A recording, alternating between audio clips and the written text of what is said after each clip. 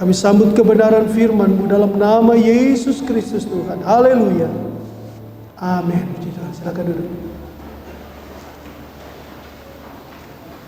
Puji Tuhan, saya ucapkan selamat pagi, ya, masih pagi. Dan selamat kita beribadah kepada Tuhan. Ya. Sekali lagi terima kasih untuk kesempatan, kepercayaan, waktu yang diberikan Tuhan melalui Bapak Gembala untuk saya melayani firman Tuhan pada pagi siang hari ini. Matius pasal 11 ayat 28 sampai yang ke-30 merupakan undangan Tuhan, ya, undangan Yesus, undangan Sang Juru Selamat yang diberikan kepada semua orang. Ya. Jadi setiap orang, semua orang tanpa terkecuali diundang oleh Yesus. Dan berbahagialah mereka yang menyambut undangan Yesus. Kehadiran Bapak Ibu Saudara dalam ibadah juga merupakan undangan Tuhan, dan saudara datang menyambut undangan Tuhan. Dan ada janji Tuhan kalau kita menyambut, kita datang menyambut undangan Tuhan. Saya bacakan dalam Matius 11 ayat 28 sampai ayat yang ke-30. Marilah kepadaku semua yang letih lesu dan berbeban berat. Aku akan memberikan kelegaan kepadamu. Pikulah kuk yang kupasang dan belajarlah padaku. Karena aku lemah lembut dan rendah hati, dan jiwamu akan mendapat ketenangan. Sebab kuk yang kupasang itu enak dan bebanku pun ringan. Katakan amin. Saudara-saudari yang dikasihi di dalam nama Tuhan, ada dua jenis kuk. Ada dua macam kuk yang ditaruh, yang dibebankan. Ada dua pemahaman atau pengertian tentang kuk.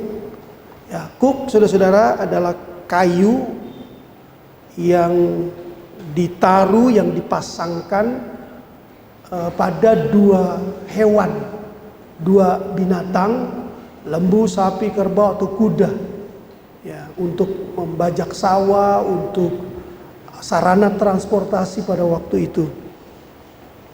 Nah, kuk merupakan beban. Nah, kalau berbicara kuk, dua macam kuk perjanjian lama dan kuk perjanjian baru.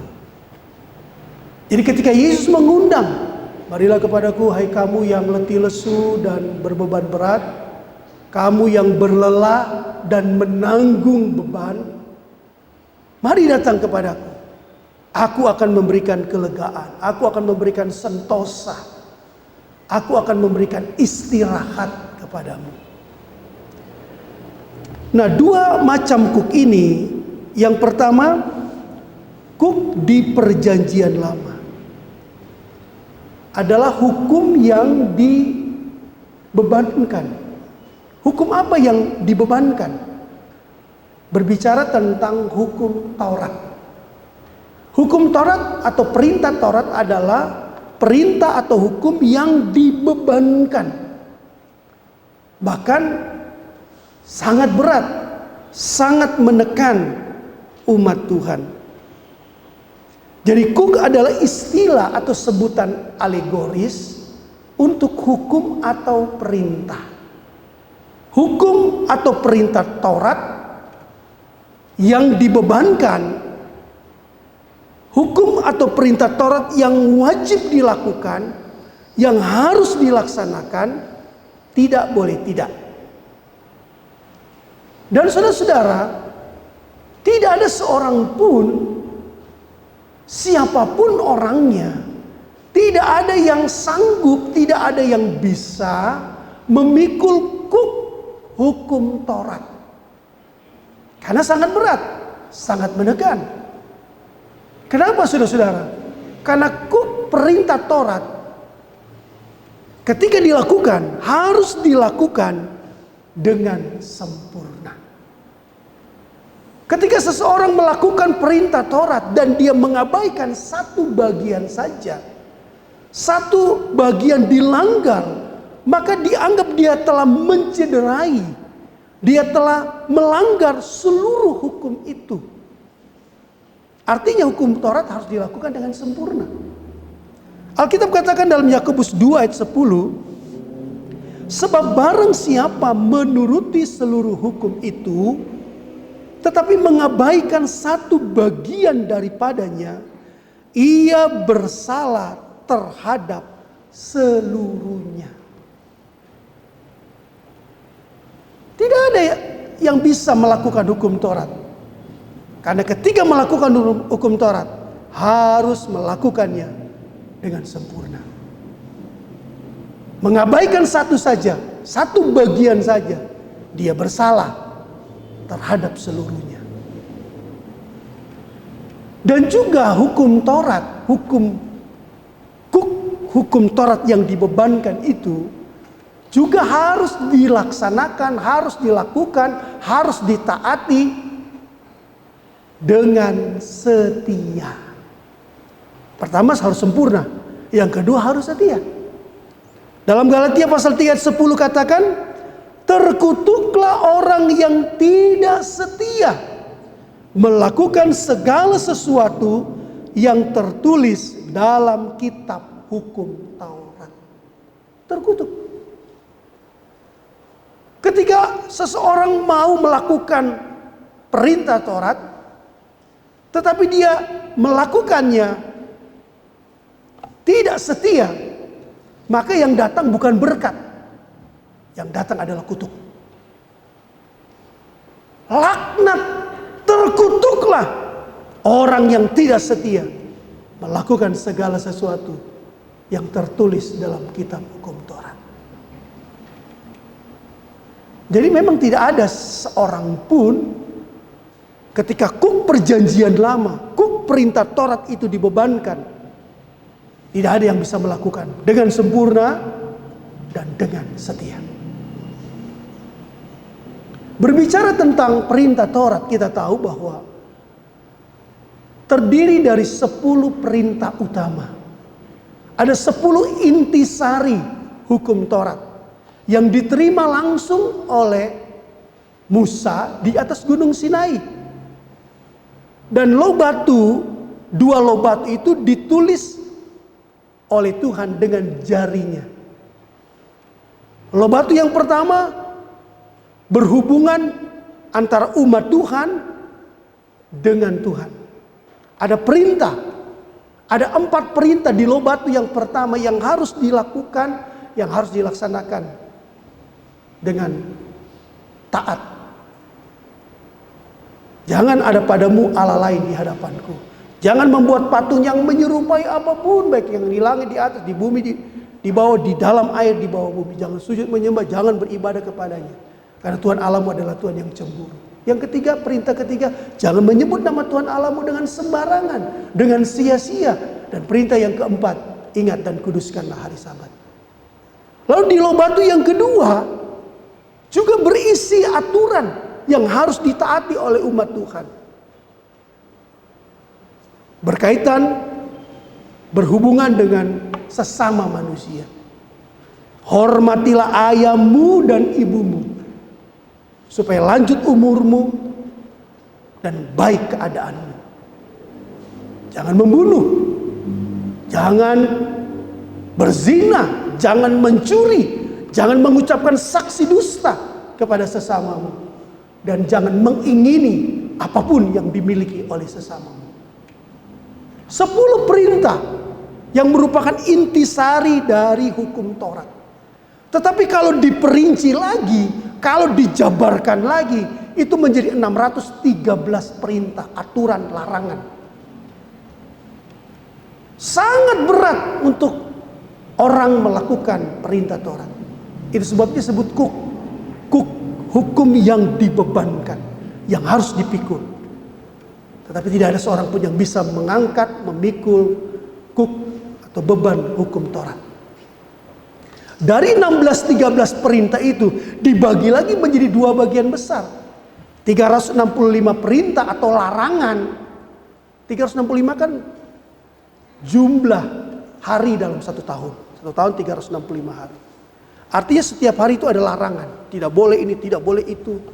Setiap hari sepanjang tahun 365 hari ada larangan, ada aturan yang tidak boleh dilanggar, yang harus ditaati dan dipatuhi.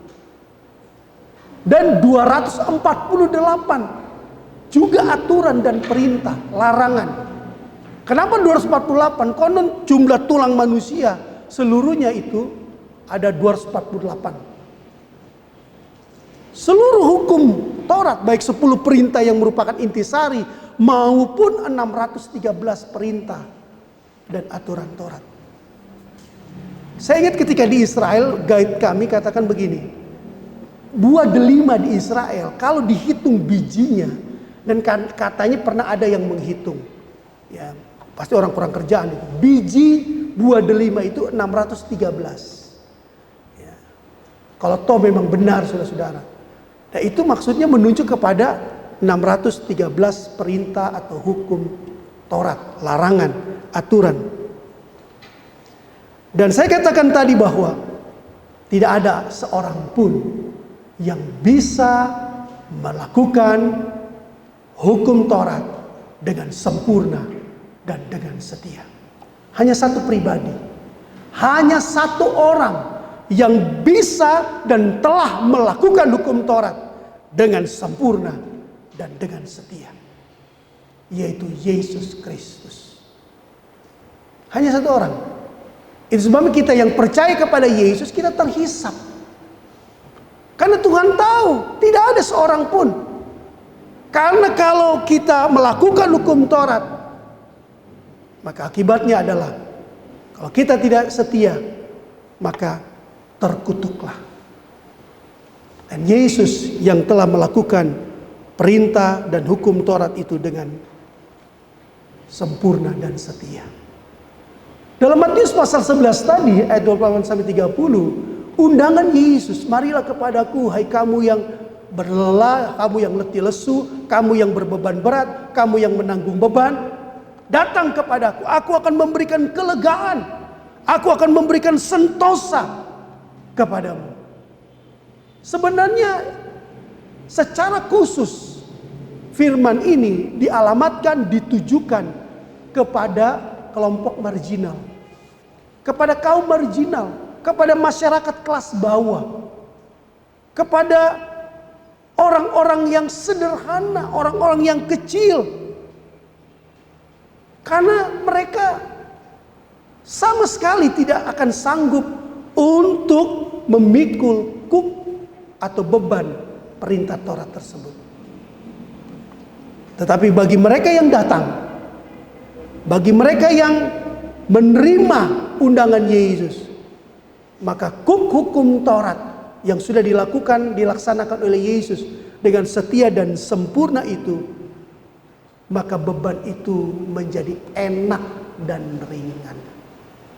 Dikatakan tadi, sebab kuk yang kupasang itu enak dan bebanku pun ringan.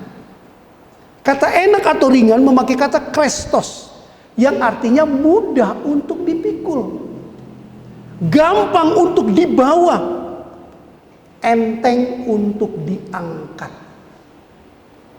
Kalau kita mengangkat beban, katakanlah misalnya 50 kilo, mungkin saja beban itu bisa kita angkat, tetapi hanya sebentar. Tapi kalau beban itu hanya 1 kilo misalnya, atau katakanlah 3 kilo, 5 kilo, maka beban itu dengan mudah kita angkat, dengan enteng kita bisa bawa, apalagi dipikul. Nah, orang yang ada di bawah kuk hukum Taurat, mereka tidak akan pernah sanggup untuk mengangkat beban itu. Selama dia ada dalam kungkungan hukum Taurat, tidak ada seorang pun yang dapat memikul beban hukum atau perintah Taurat tersebut Saudara yang dikasih di dalam nama Tuhan, kita lihat kuk yang kedua. Kuk perjanjian baru. Kuk perjanjian baru adalah kuk yang ditaruh, yang dipasang, yang dibebankan kepada kita yang menyambut undangan Yesus. Tapi kuk ini berbeda. Kuk yang Yesus taruh adalah kuk hukum kasih. Kalau kuk perjanjian lama adalah kuk hukum Taurat. Tetapi kuk yang Yesus taruh, yang dikatakan tadi enak, mudah, gampang diangkat, adalah kuk hukum kasih. Yang merupakan kesimpulan dari seluruh hukum Taurat. Ketika seorang ahli Taurat bertanya kepada Yesus, "Guru, hukum manakah yang terutama dalam hukum Taurat?" Yesus dengan gamblang, dengan tegas mengatakan, "Kasihilah Tuhan Allahmu dengan segenap hatimu, dengan segenap jiwamu, dengan segenap kekuatanmu, dengan segenap akal budimu. Itulah hukum yang pertama dan terutama." Lalu hukum yang kedua yang sama dengan itu, yang sama dengan yang pertama. Kasihilah Tuhan Allahmu, kasihilah sesamamu manusia seperti dirimu sendiri. Pada kedua hukum itu, kata Yesus, mengasihi Allah dan mengasihi sesama, bergantung seluruh hukum Taurat, 10 perintah, 10 intisari perintah tadi, 613 perintah Taurat, dan seluruh kitab para nabi. Artinya hukum kasih, kuk hukum kasih merupakan resume, kesimpulan dari seluruh hukum Taurat dan kitab para nabi. Nah, kuk hukum kasih itulah yang dipasang, yang dikenakan kepada kita yang menyambut undangan Yesus. Ada kuk, tapi kuk itu enak. Kuk itu mudah. Kuk atau beban hukum kasih itu sangat mudah untuk kita pikul. Ya, sangat mudah untuk kita angkat. Kenapa? Karena Yesus. Dia katakan tadi, aku akan memberikan kelegaan kepadamu. Bagi jemaat Tuhan yang saat ini datang dengan beban, saya katakan dalam ibadah pertama tadi, kalau secara umum bicara tentang beban berat, itu juga menunjuk kepada beban persoalan hidup kita. Mungkin kita merasakan beban masalah, beban pergumulan itu sangat berat, kita tidak sanggup menanggungnya. Kita tidak sanggup mengangkatnya. Kita tidak sanggup untuk memikulnya. Tetapi ketika kita menyambut undangan Yesus dan kita datang, Yesus kasih garansi. Yesus kasih jaminan. Aku, kata Yesus, akan memberikan kelegaan. Aku akan memberikan sentosa kepadamu. Ya, kalau saudara pernah sakit, sesak nafas, ya, anak saya yang pertama itu ketika dia kecil seringkali dia terserang asma, ya. Tetapi ketika dia sudah SMA dan kuliah sekarang sudah bisa dikatakan tidak pernah lagi, ya. Tapi kalau ketika dia masih SD, saya seringkali datang ke sekolahnya karena ditelepon oleh gurunya dia terserang sesak nafas. Ya. Lalu saya datang. Ketika itu dia usia kelas 2 atau kelas 3 SD, sekitar 8 atau 9 tahun. Nah, adiknya di sekolah di tempat yang sama. Ya. TK. Jadi ketika saya jemput saudara-saudara, nah sekolahnya itu kan ada di seberang jalan, ya. Di Jalan Matraman itu kan jalannya lebar, ya, luas. Jadi saya parkir itu motor saya dan saya naik jembatan penyeberang. Saya berlari-lari karena anak ini harus saya bawa ke rumah sakit. Ya. Nah, ketika temannya sampaikan, gurunya bilang ada di UKS. Ya. Ternyata UKS yang bukan di bawah tetapi di atas, di lantai 2. Ketika saya lihat anak itu, dia seperti sudah habis napas sudah. Untuk dia melangkahkan kaki saya, dia sudah nggak bisa Pak. Aduh, saya jadi ikut sesak sudah. Terus saya bilang, udah Papa gendong. Saya gendong dia di belakang. Lalu di depan ini tas adiknya, karena sama-sama pulang. Jadi saya merasakan memikul beban. Ya, beban anak ini, karena anak itu sudah cukup berat ya ketika itu. Beban, gendong di belakang. Lalu tas adiknya itu, adiknya kecil, tapi tasnya lebih besar. Ya, karena banyak banget yang dibawa. Saya tuntun. Jadi harus naik jembatan penyeberang. Aduh, saya habis nafas juga naik. Jalan sampai saya di motor baru saya dudukkan. Nah, orang yang pernah sesak nafas ketika dia lega nafasnya, wah rasanya enak banget. Ya. Nah, kalau kita dihimpit oleh beban masalah, lalu masalah kita itu terlepas, bebas dari masalah karena undangan Yesus. Karena kita menerima undangan Tuhan. Dan Yesus katakan, aku akan memberikan kelegaan kepadamu. Lega rasanya. Beban itu terlepas. Tadi saya katakan dalam ibadah yang pertama, kesaksian tentang adik saya Samuel. Saya dengan adik saya ini umurnya cukup jauh, saudara-saudara, 12 tahun. Ya, adik saya usia 39 tahun. Nah, dia seorang programmer, jadi biasa bekerja malam. Nah, rupanya pola hidup dan pola makan. Ya. Walaupun katanya dia suka olahraga, tapi selama pandemi ya, dia tidak pernah lagi bersepeda. Singkat cerita, saudara-saudara, tanggal 4 November di awal bulan ini, kami datang. Ya, karena dia sudah pindah dari apartemen ke rumah mertuanya, karena rumah yang baru di kota wisata sedang di desain interior katanya. Nah, saya datang karena anak yang pertama ulang tahun, Gerald, kelima. Kami datang, kami bawa kue ulang tahun, kami doakan dan seterusnya. Makan ya. Sempat kita makan itu mie babi, saudara-saudara ya. Wah, memang mantap ya. Nah, besok pagi rupanya dia dibangunkan karena dadanya sakit. Sempat dia berdoa sebentar, lalu dia minum, agak hilang sebentar, lalu akhirnya diputuskan untuk mandi. Ketika dia mandi, dia siram air itu, kan airnya dingin. Dia tiba-tiba blank, gelap, dan dia duduk di toilet. Dia duduk di situ berapa menit sampai gelapnya hilang. Dia ke kamar ganti baju, lalu dia membaringkan tubuhnya di tempat tidur. Dia panggil istrinya. Dada saya ini sakit sekali, seperti diremas begitu. Dan tangan kirinya itu kebas. Dibawa ke klinik 24 jam gak jauh dari situ oleh istrinya dengan motor.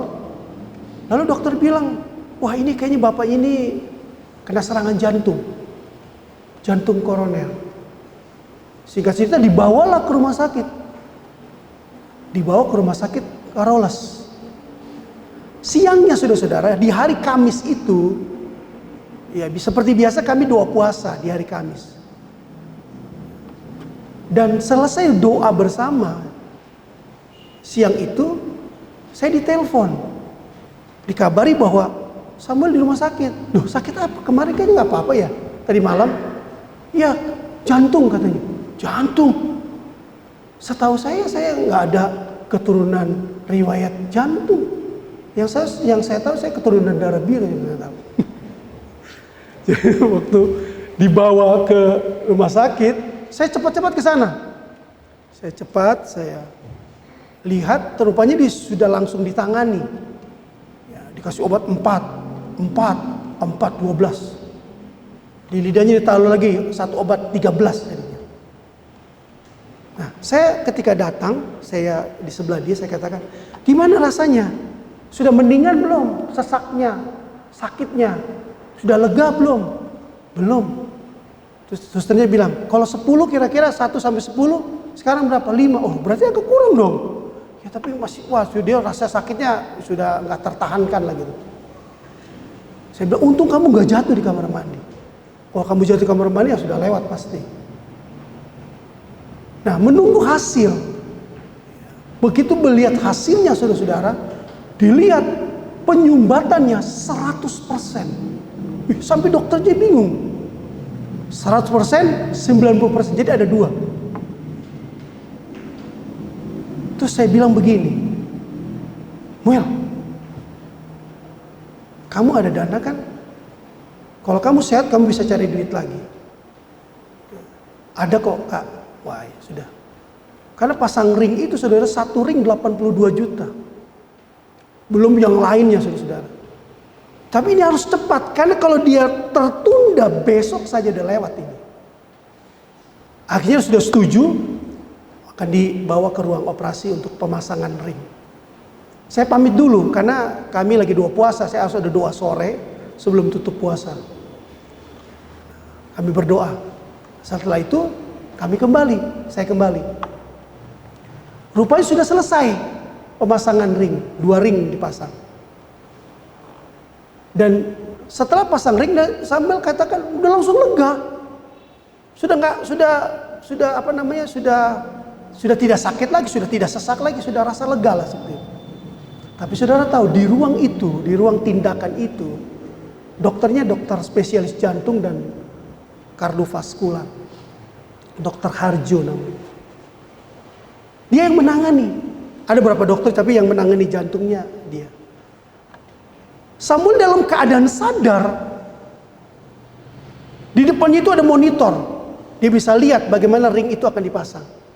Hanya tangan sebelah kanan yang di ujungnya itu di urat besar itu dilubangi lah. Akan dikateterisasi dulu karena dilihat untuk membongkar penyumbatan itu, mengangkat baru dimasukkan ring gitu. Jadi dia nggak bisa lihat karena ada penghalang sedikit sini. Tapi dia sadar dan memang harus sadar. Dokternya terus kontak, Pak panggil nama Tuhan. Oh iya dokter, panggil nama Tuhan. Karena dokternya Kristen sebelum mulai juga dia berdoa. Tetapi saudara-saudara, ketika akan dipasang penyumbatan yang 100%, sementara kateterisasi itu membongkar penyumbatan itu, tiba-tiba mengalami gagal nafas, gagal jantung. Kenapa? Karena ketika itu suplai oksigen berhenti. Dan Samuel katakan, dokter kepala saya mau pecah, dada saya mau meledak. Dan dokter lihat itu denyutnya itu sudah mencapai 170. Dokternya katakan, pasang kejut listrik. Dan akhirnya mencapai 200. Nah dalam posisi seperti itu, ternyata Samuel sudah hilang. Dia katakan, saya udah gak rasa apa-apa lagi. Dia merasa terangkat, dia lihat semua duduk putih. Dan dia sudah dengar pujian. Wah, tiba-tiba saudara dikejut. Seperti disadarkan lagi. Dan ring yang pertama itu berhasil dipasang. Dan ring yang kedua yang 90% dia sudah gak rasa lagi. Ya, sudah dengan cepat bisa dipasang. Dan dikatakan saya lega. Ketika Samuel katakan terima kasih dokter. Dokternya bilang jangan terima kasih sama saya. Saya baru kali ini saya menangani pasien yang sangat kuat. Kuat sekali Bapak. Jangan terima kasih sama saya. Terima kasih sama Tuhan. Dokternya mengakui bahwa proses itu adalah mujizat. Karena sempat hilang. 3 detik rekam medisnya ternyata 3 detik dia sempat terangkat. Tapi itulah Tuhan. Lega. Ketika saya tanya bagaimana, sudah gak apa-apa. Sudah napasnya sudah enak, sudah tidak sakit. Tetapi yang pasti itu adalah karena pertolongan Tuhan. Karena kasih Tuhan yang sudah dinyatakan bagi adik saya itu. Saya katakan luar biasa, kamu Tuhan kasih kesempatan kedua. Ya. Nah, kita yang datang dengan beban berat, dengan persoalan yang berat, kalau kita menyambut undangan Yesus, marilah kepadaku, dan kita datang, maka seperti orang yang tadi sakit sesak, dia membutuhkan kelegaan karena begitu berat beban yang menghimpit hidupnya. Tuhan katakan, aku akan memberikan kelegaan. Aku akan memberikan sentosa kepadamu. Dan saya katakan tadi, kata enak, beban atau hukum kasih yang dibebankan kepada kita. Kata Yesus, enak, mudah, ringan, dan menyenangkan. Berbeda dengan hukum Taurat. Hukum kasih seperti yang dikatakan tadi, kasihilah Tuhan Allahmu dengan segenap. Ada kata segenap. Segenap hati, segenap jiwa, segenap kekuatan, segenap akal budi. Segenap itu artinya seluruhnya, seutuhnya, selengkapnya, full 100%. Sepenuh hati. Tuhan mau kita mengasihi Tuhan sama seperti Tuhan mengasihi kita. Kasihilah Tuhan Allahmu dengan segenap, dengan seluruhnya, dengan selengkapnya, dengan sepenuh hati. Demikian juga dengan hukum kasih sesama manusia. Kasihilah sama manusia seperti dirimu sendiri. Mengasihi diri sendiri, pasti kita mengasihi dengan sepenuh hati. Ada di antara saudara yang membenci diri sendiri, tidak mengasihi diri sendiri, atau aku mengasihi diriku setengah hati. Kita mengasihi diri kita sepenuh hati, segenap hati. Demikian juga kalau kita mengasihi sesama, ukurannya, parameternya sama. Kita mengasihi dengan sepenuh hati.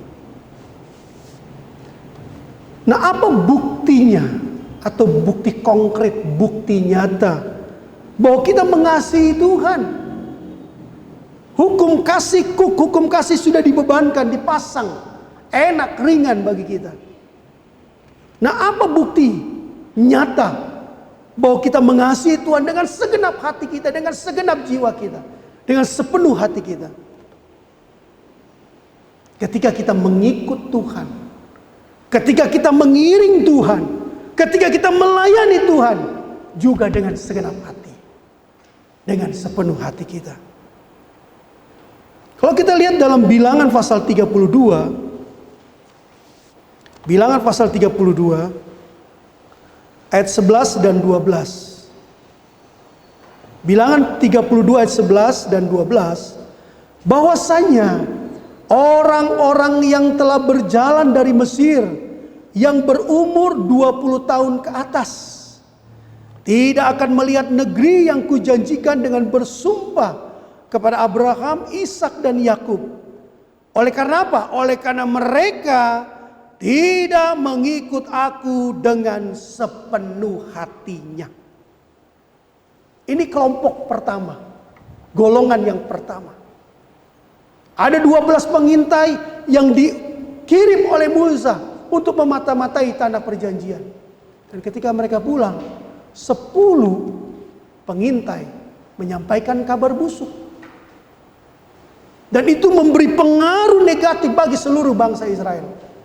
Membuat mereka bersungut-sungut. Dan akhirnya Tuhan katakan, bahwasanya orang-orang yang telah berjalan dari Mesir, yang berumur 20 tahun ke atas, mereka tidak akan melihat negeri yang kujanjikan. Jangankan masuk, melihat pun tidak. Kenapa?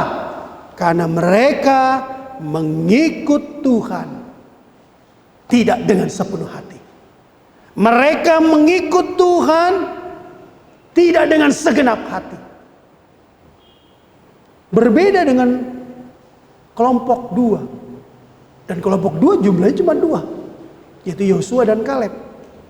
Di ayat 12 perhatikan, Kecuali Kaleb bin Yefune, orang Kenas itu, dan Yosua bin Nun.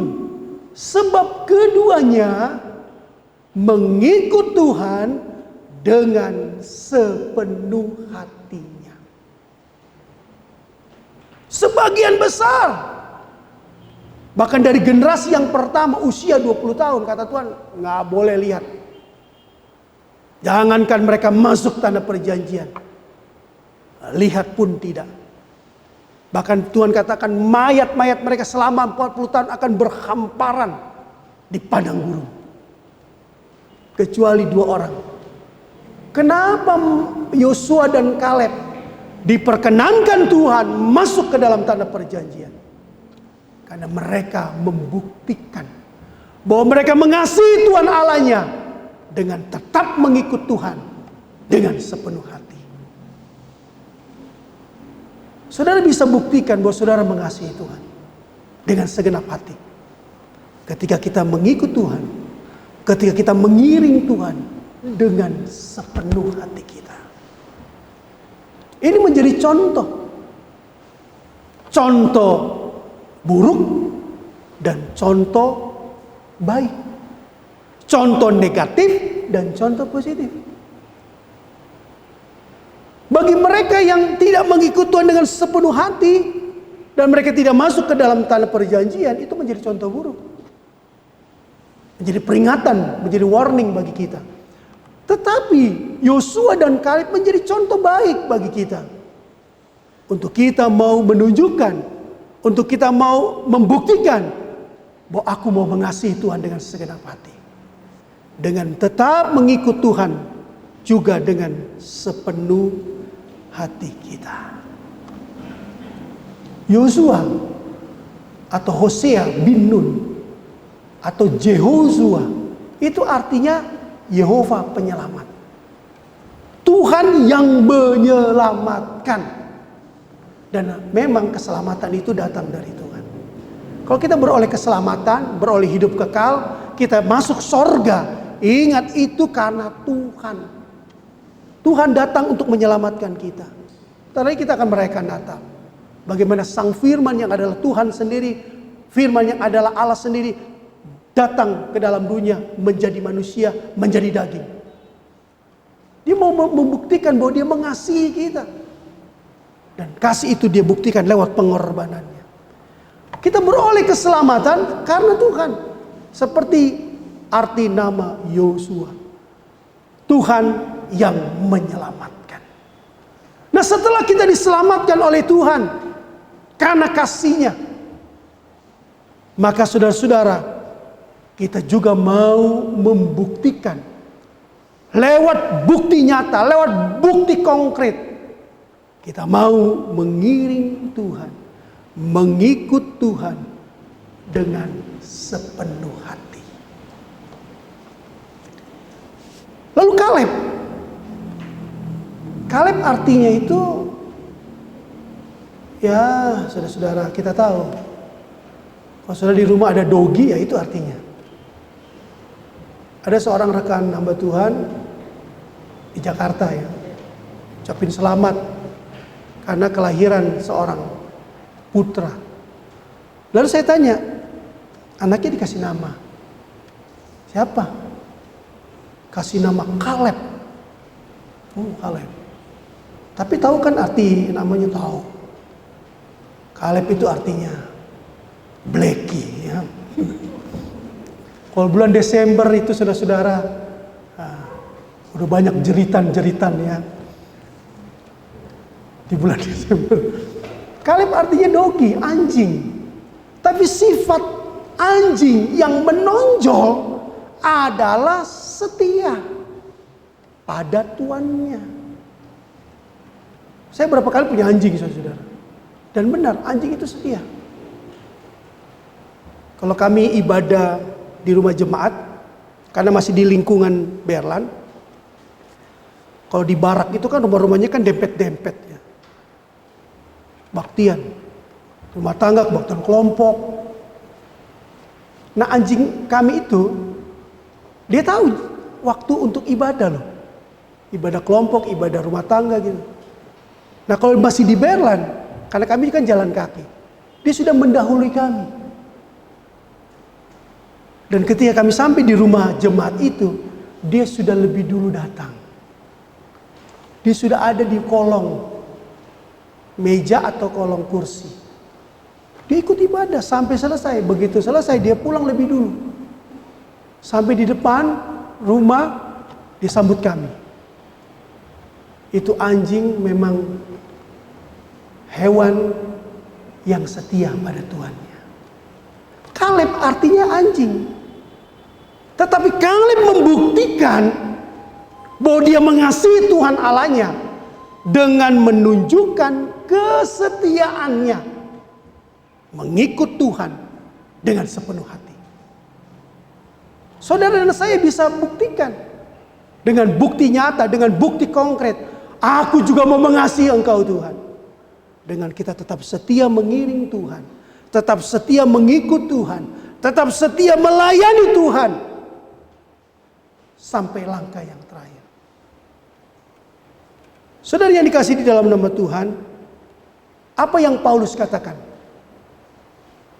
Jadilah pengikutku, karena aku adalah pengikut Kristus.